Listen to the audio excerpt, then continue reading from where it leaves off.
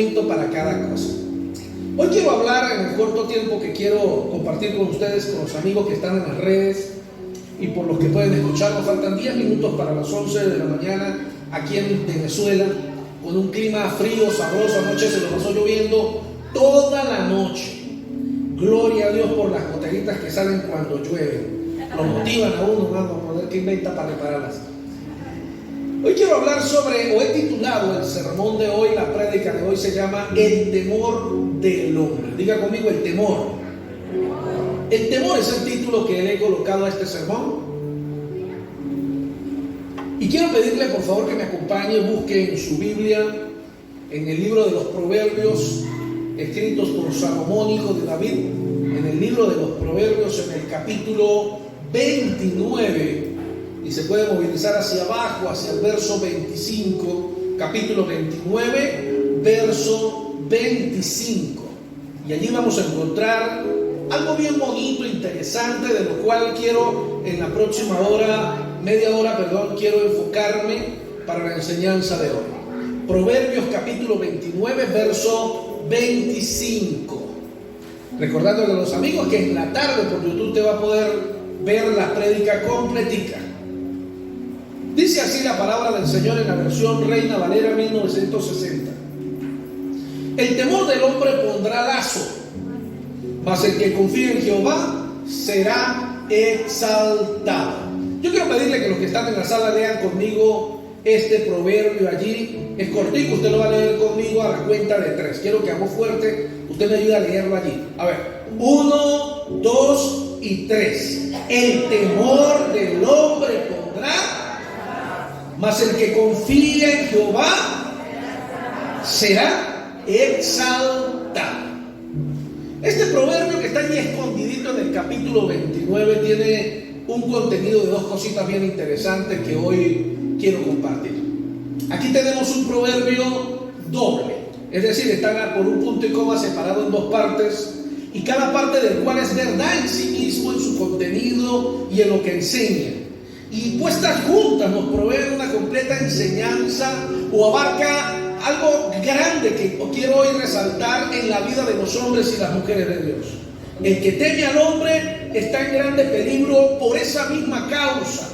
El que confía en el Señor no tiene ninguna clase de peligro. Confiar en el Señor es el gran antídoto contra el temor del hombre. Y de eso quiero hablar 3 cositas en esta mañana.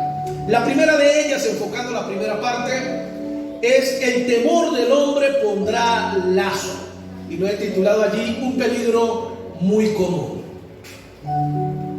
Cuando la Biblia dice o comienza diciendo el temor del hombre pondrá lazo, es bueno resaltar que hoy día eso es un peligro muy común. Y quiero resaltar algunas cositas allí, porque el temor a veces conduce a los hombres a grandes pecados, manteniéndolos como pájaros prendidos de una jaula.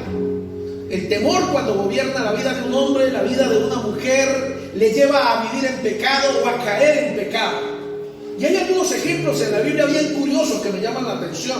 El primero de ellos, si usted lo quiere buscar en la Biblia allí, va a ser la vida de Aarón. Me impacta la vida de Aarón, hermano de Moisés, sumo sacerdote, el primer sacerdote que fue escogido por Dios para el pueblo de Israel. Él decidió prestarle atención al pueblo cuando el pueblo se descarrió a causa de que Moisés no llegaba.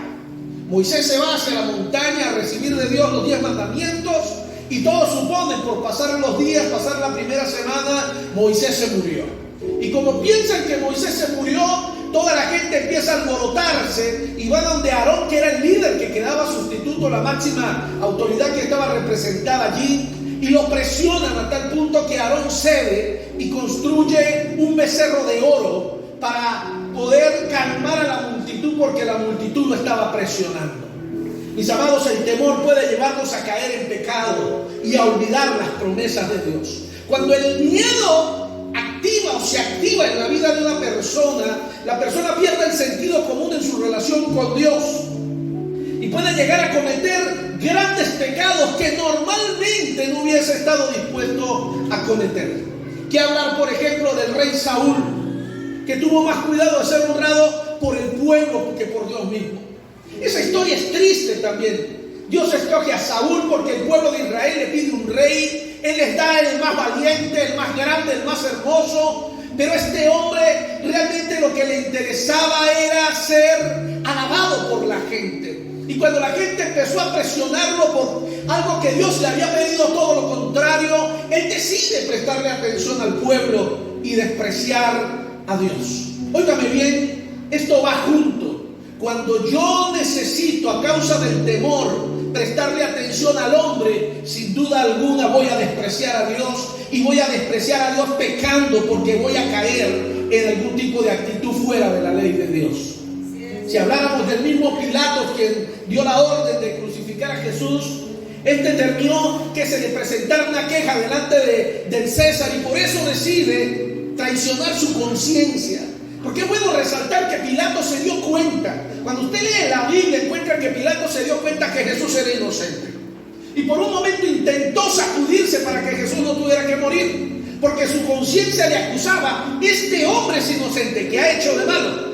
Pero cuando el pueblo empezó a presionarlo y a presionarlo, que lo iban a acusar con el César, entonces él decide ceder a la multitud por miedo a que lo castiguen, por miedo a que lo destituyan de su cargo, y termina enviando a Jesús a la crucifixión.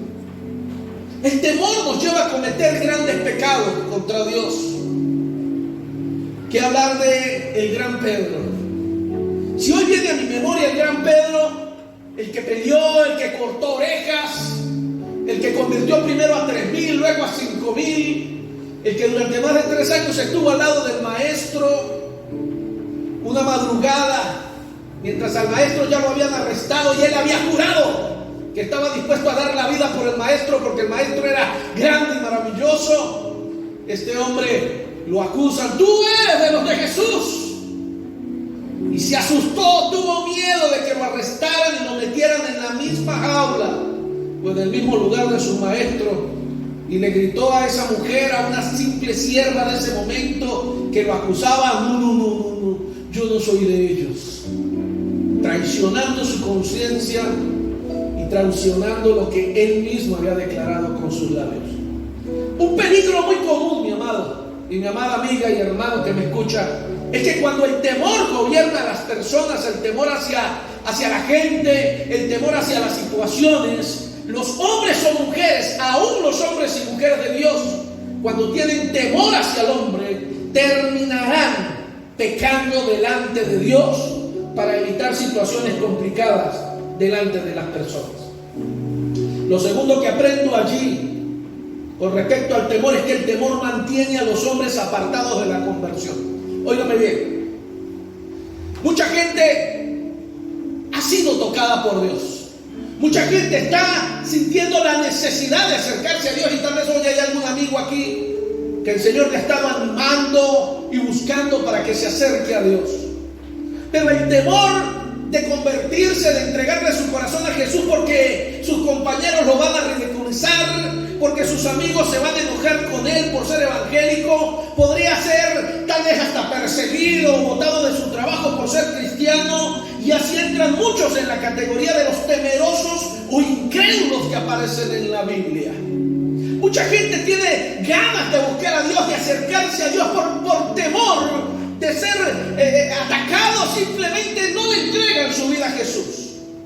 Pero yo quiero leer para todos los amigos que saben que están escuchando la voz de Dios, pero tienen temor de que se burlen de ellos o los ataquen, que en el capítulo 21, verso 8 de Apocalipsis, dice, Apocalipsis 21, 8, pero los cobardes e incrédulos, los abominables y homicidas, los fornicarios y los hechiceros, los idólatras y todos los mentirosos tendrán su parte en el lago que arde con fuego y azufre, que es la muerte segunda. Quiero repetir esto porque esto es importante. Que vayan para el infierno los homicidas, los fornicarios, los hechiceros, los idólatras, los mentirosos. Pues es algo que usted dice, pues obviamente debe hacer así, pastor. Pero el problema es que el texto comienza diciendo, pero los cobardes e incrédulos. ¿Qué es ser un cobarde? Ser un cobarde no tiene que ver con sentir miedo. Ser un cobarde es ceder a la verdad por temor. Y ser un incrédulo es que aunque siento y sé que Dios es el que está actuando o obrando, me niego a aceptarlo porque no me conviene. Quiero agregarle en el tercer punto, en lo tercero aquí, que el temor impide a otros confesar su fe. Mire, este es otro punto. Esto no tiene que ver con los amigos que son tocados por Dios. Esto tiene que ver con la gente cristiana, con la gente que nació en un hogar cristiano, con la gente que se congrega, con la gente que intenta buscar de Dios. El temor les impide a muchos de ellos confesar su fe. Ellos están tratando de irse al cielo por una puerta trasera. Son los famosos cristianos a la secreta, tipo James Bond, 007, cristiano en secreto. Son cristianos pero escondidas, pasan por la iglesia y tratan de que nadie los vea cuando se meten. Y cuando se salen ahora el tapabocas cubre bastante. Y entonces me puedo ocultar para que nadie se entere que yo soy cristiano. Muchos tienen miedo de confesar su fe, de declarar que son hijos de Dios. Tienen temor de expresar que son cristianos por las razones parecidas al punto anterior.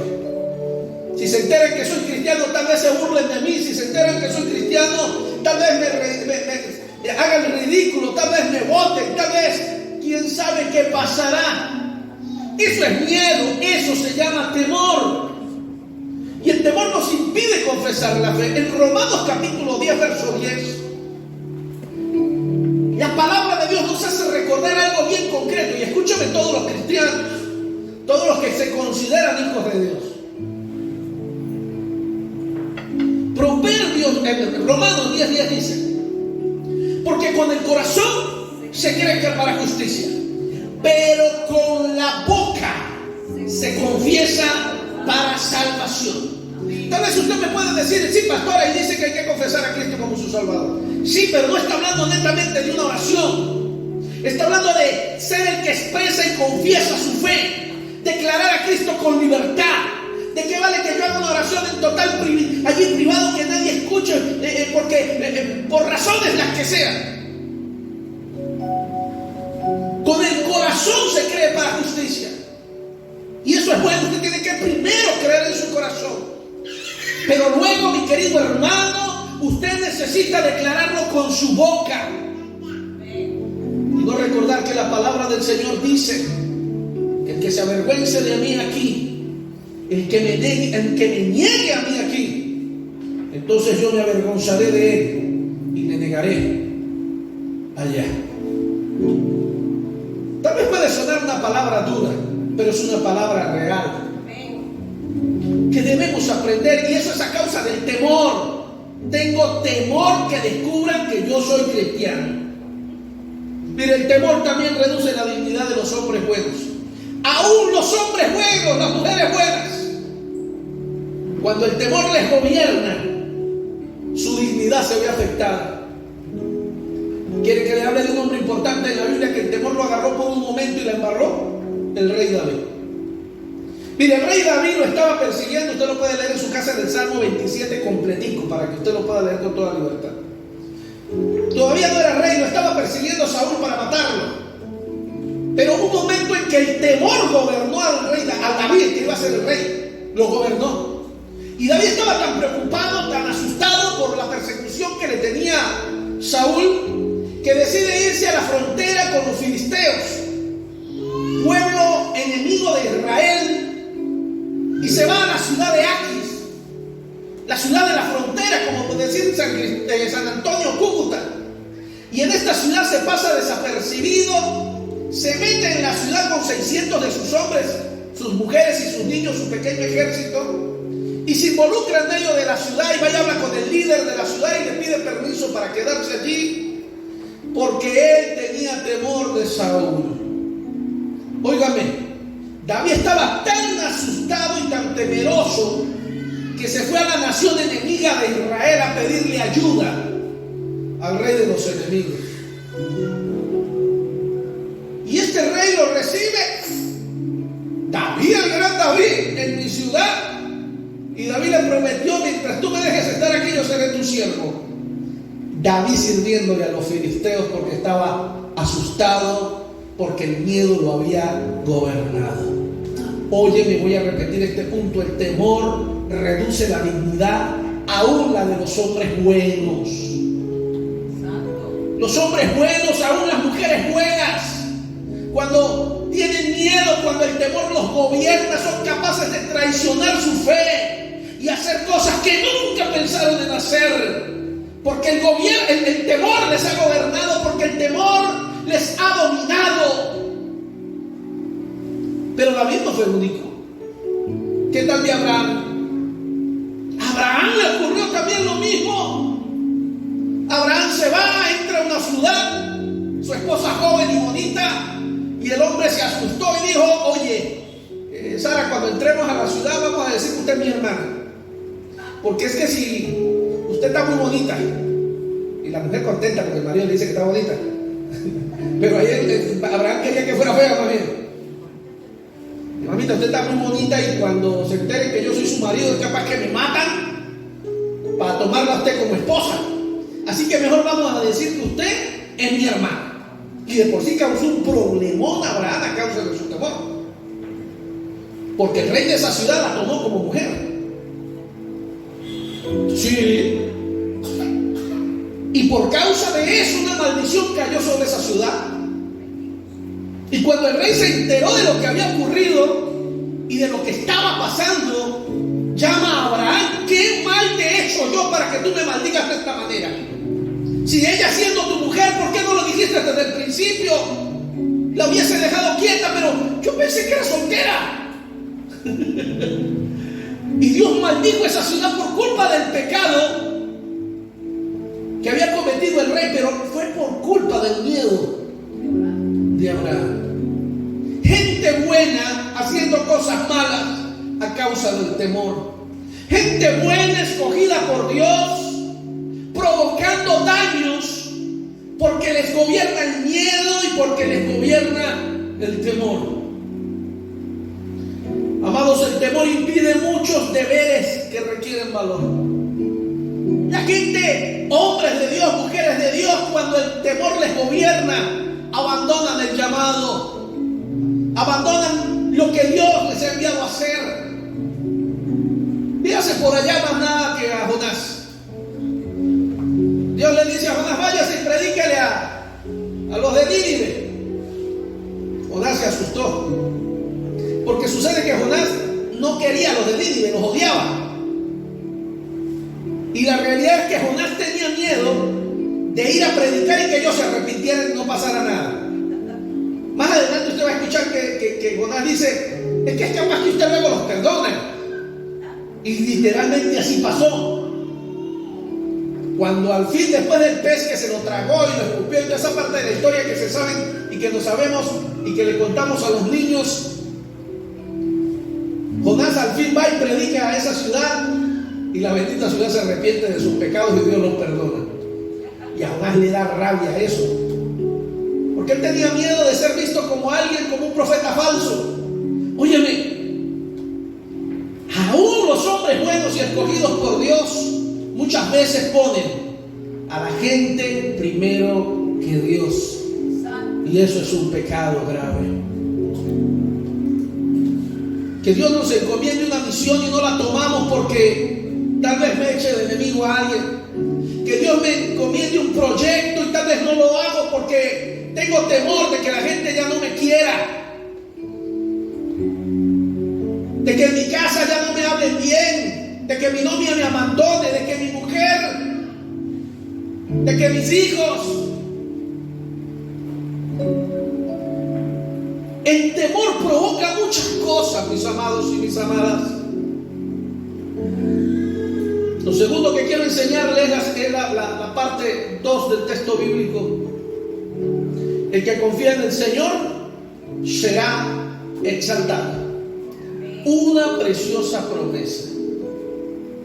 Hay una promesa hermosa allí, y la promesa dice: el que confía ¿en quién? En el Señor. Y la promesa es: será exaltado. Miren, mis amados y mis amadas, no es un fusilánime temor del hombre lo que se exalta, sino la confianza infantil del creyente en el Señor. Y interprétese bien la palabra infantil. No me estoy refiriendo a mentepollo ni nada de eso que aquí en los Andes expresamos esa palabra, no. Me estoy refiriendo a la fe de un niño.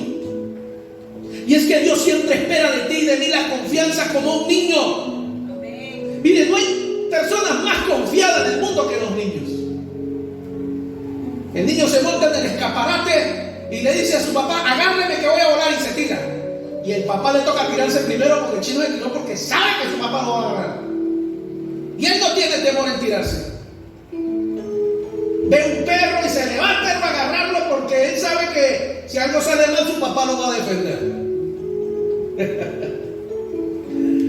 Lo que Dios espera de usted y de mí es la confianza como la de un niño.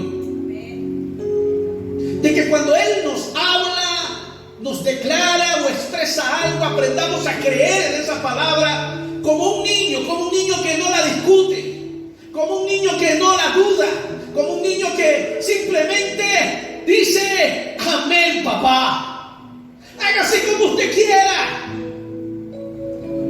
Pero a veces somos tan maduros, tan estudiados, tan profesionales, que cuando Dios habla y no entendemos, simplemente no podemos prestar atención porque quién sabe si será Dios el que está hablando.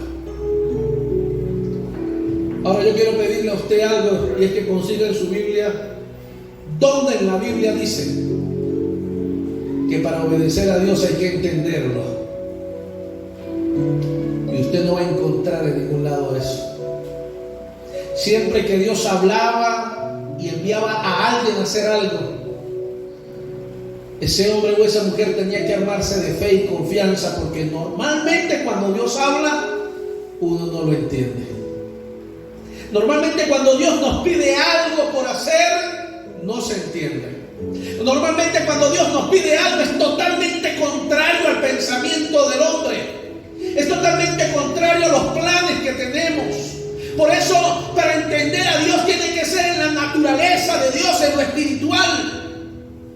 Para yo tratar de entender y comprender a Dios, tengo que meterme en el reino de Dios.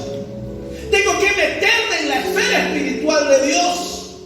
Y aún así, yo puedo hablarle con toda confianza como pastor, con los años de experiencia que tengo. He descubierto que mientras más predico de la palabra de Dios, que mientras durante más años busco en la palabra de Dios, escarbo en ella, tengo que ser sincero con usted, yo cada vez menos entiendo a Dios, menos puedo entenderlo. ¿Sabe por qué? Porque cada vez entiendo más lo grande y infinito que es el pensamiento de Dios con respecto a lo reducido de mi capacidad. Cuando un hombre o una mujer se acerca y se acerca más a Dios, empieza a descubrir su incapacidad, empieza a descubrir su pequeñez y empieza a darse cuenta que realmente es una simple partícula en el espacio entero que representa a nuestro Creador. Pero qué del orgullo cuando es grande en nosotros que creemos conocer a Dios. Oh, bendito Señor. A mí me pasó al comienzo del ministerio como un cuento que leía, una historia que leía, un testimonio que leía por internet.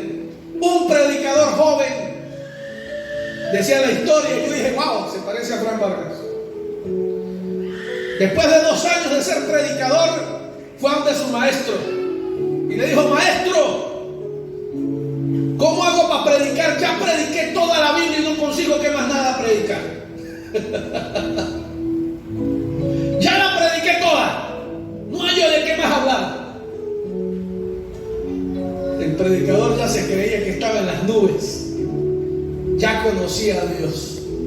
Y su maestro de 50 años todavía conseguía vida en la palabra. ¿Sabe qué es triste, mi querido amado y amada hermana?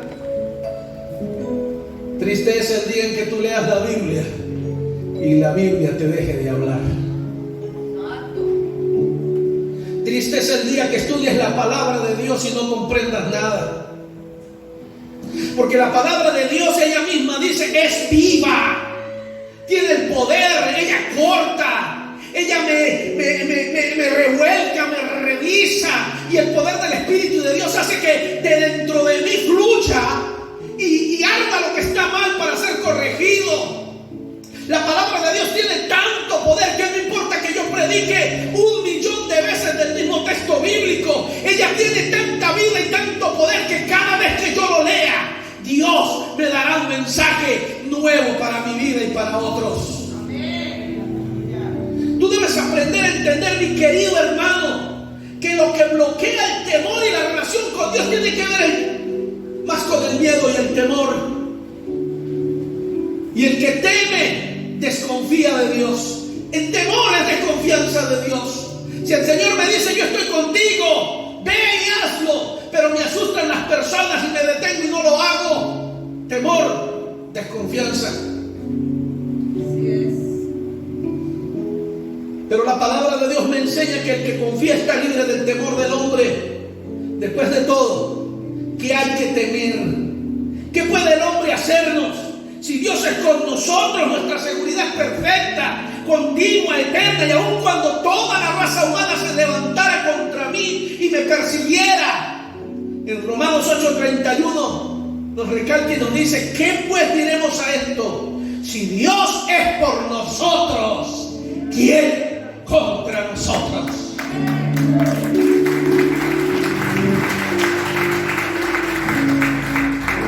El que confíe en el Señor será exaltado. Y por tercero y último, esta porción de la Biblia nos enseña una gloriosa doctrina. ¿Qué es doctrina? Doctrina son los fundamentos de nuestra fe. Y este texto bíblico nos enseña base de nuestra doctrina. Mis amados, consideremos el significado de la segunda frase. El que pone su confianza en el Señor será exaltado.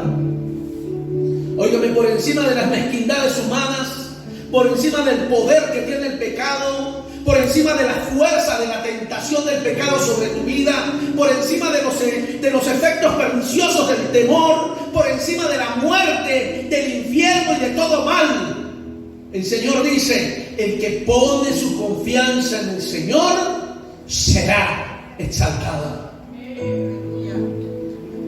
Usted y yo tenemos que tomar una decisión. ¿Temeremos como un simple gusano o aprenderemos a confiar en nuestro Dios? Yo le invito hoy a que rompamos la trampa del temor y la trampa del engaño.